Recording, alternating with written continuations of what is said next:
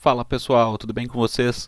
No vídeo de hoje a gente vai falar sobre o setor de varejo. Por que será que é tão complicado investir no setor de varejo? Eu vou mostrar aqui alguns detalhes, então o vídeo está bem interessante.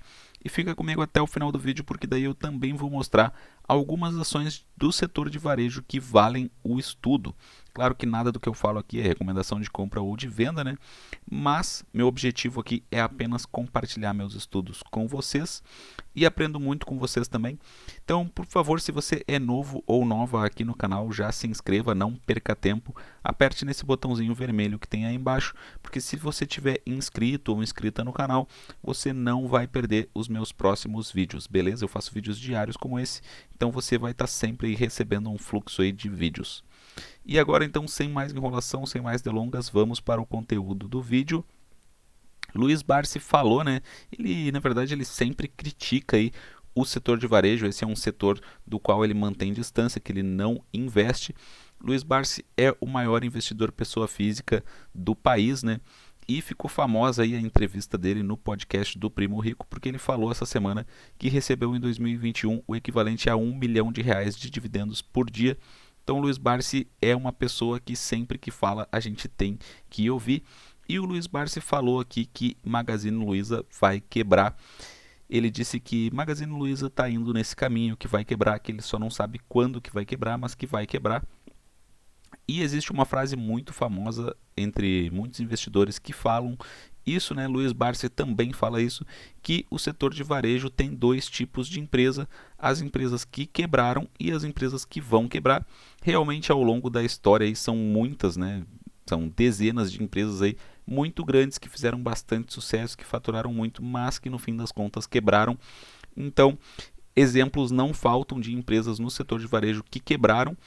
E por que será que esse é um setor tão complicado para investir? Qual o motivo, né, do Luiz Barsi e de outros investidores experientes falarem tão mal do setor de varejo?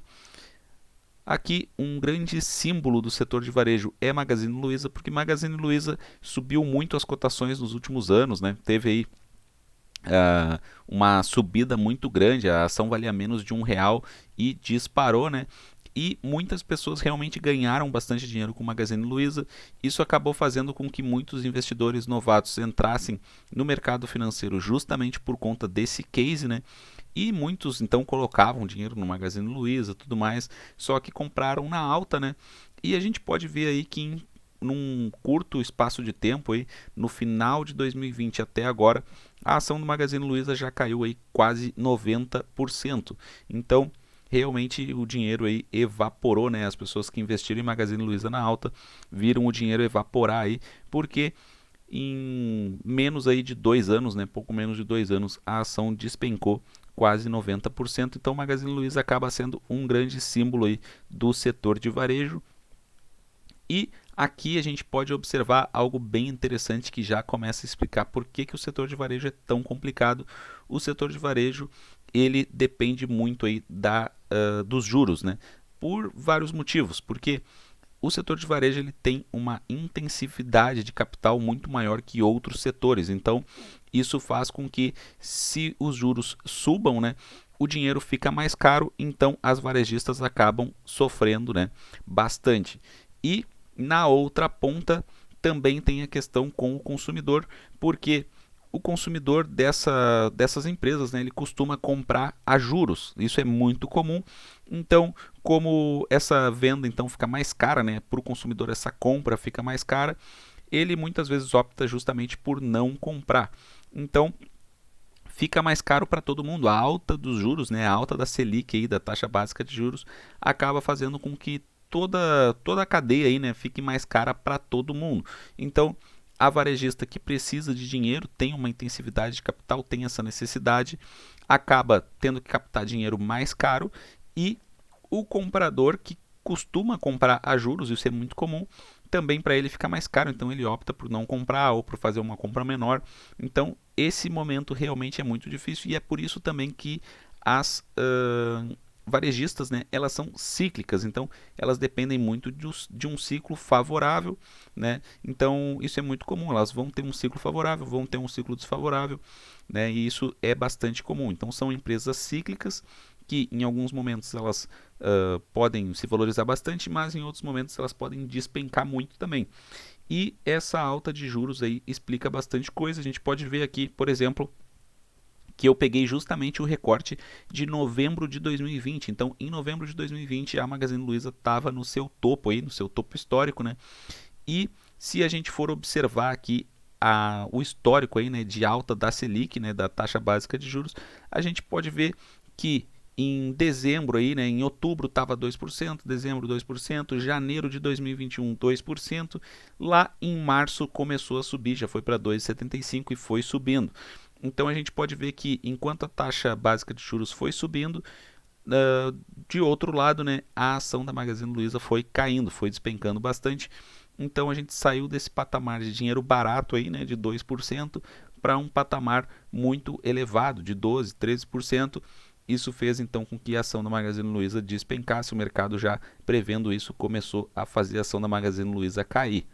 E se a gente for observar aqui, um outro ponto problemático para as varejistas é a margem. As margens líquidas, as margens, né, em geral são muito apertadas das varejistas. Esse aqui é o histórico de margem líquida da Magazine Luiza. A gente pode ver que por um bom período aí ela operou com margem líquida negativa, ou seja, no prejuízo. E depois, quando ela passou a ter lucro, o máximo de margem líquida que ela teve foi 4%, que é uma margem líquida muito baixa. Atualmente a margem líquida da Magazine Luiza está em 0,48, então uma margem realmente muito baixa, né? E quando ela estava voando aí, o máximo que ela conseguiu foi 4,6%. Então é uma margem muito baixa realmente. Então isso aperta demais a empresa, faz com que fique realmente muito difícil, né? Então por isso que é um setor complicado. Já a Via Varejo aqui, um outro exemplo, né? Via Varejo que está operando também no prejuízo. A gente pode ver aí que, assim como Magazine Luiza, né, em alguns momentos, né? Então ela está aí com uma margem líquida negativa de 1,49, né? E quando ela conseguiu aí ter um resultado mais expressivo, a gente pode ver que a margem líquida dela lá em 2013 foi 5,3%. Então, ainda assim, uma margem muito baixa, né? Então, essas margens aí apertadas complicam demais o setor. A gente pode ver que realmente é algo do setor, né? E claro, uma empresa que, na minha opinião, é muito bem tocada, a Lojas Renner é uma empresa muito bem tocada, que no geral tem bons fundamentos, mesmo assim ela tem uma margem líquida aí de 8%. Já em alguns outros momentos ela conseguiu atingir margens maiores, né? Então isso é bem interessante, mas aqui a gente pode ver que é atualmente 8%, que é uma margem líquida que não é tão baixa assim como a da Magazine Luiza e da Via Varejo, né? Mas é uma margem líquida aí que realmente para o setor de varejo acaba se destacando. E se a gente for ver então sobre as margens, elas são apertadas, as empresas são cíclicas e essas margens apertadas basicamente demonstram que quando a economia vai bem, né, quando tem um ciclo aí favorável, as margens apertadas não permitem que essas empresas façam gordura. E aí então depois, quando o ciclo é revertido, que a economia vai mal, aí tudo fica muito mais complicado, porque no momento de alta aí, de ciclo alto, né, as empresas não conseguiram fazer gordura, e aí quando esse ciclo então ele fica negativo, quando ele reverte, a empresa então não fez gordura, não consegue segurar muito bem as pontas, e muitas vezes, né, a gente vê aí empresas do setor de varejo então acabam indo operar no prejuízo, e é por essa razão então que muitos investidores aí famosos como Luiz Barsi falam que existem dois tipos de empresas aí no setor de varejo, as que já quebraram e as que vão quebrar, e acredito que esses motivos explicam muito bem porque nas últimas décadas aí muitas empresas muito famosas quebraram, né? Então são vários exemplos. Agora, uma situação interessante que vale a gente destacar é que será que alguma empresa do setor de varejo vale o estudo? E são várias empresas, na verdade, né, que atuam no setor de varejo. Na minha opinião, aí, existem 3 empresas assim que valem o estudo. Claro que aqui nada é recomendação de compra ou de venda, apenas estou falando sobre estudos sobre investimentos. E acredito que essas 3 empresas aí valem o estudo, vale a gente aprofundar aí nos relatórios, né, no site de RI, para a gente estudar melhor como funcionam essas empresas. Na minha opinião, Lojas Renner, que tem aí uma margem líquida que consegue se destacar entre as concorrentes e na minha opinião, tem uma gestão aí muito boa, uma empresa bem tocada.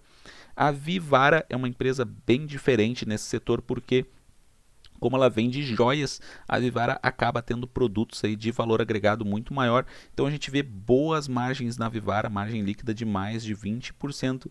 E a Arezzo também é uma empresa bem interessante nesse setor, margem líquida de 11%. Então não é uma margem líquida assim excelente, mas é uma boa margem líquida. Já a da Vivara realmente, na minha opinião, é uma excelente margem líquida. Eu até tenho vídeo aqui no canal sobre a Vivara, basta procurar aí. Então, gostaria de saber o que vocês acham desse setor.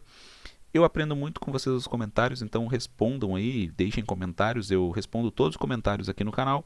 Um forte abraço a todos e até a próxima.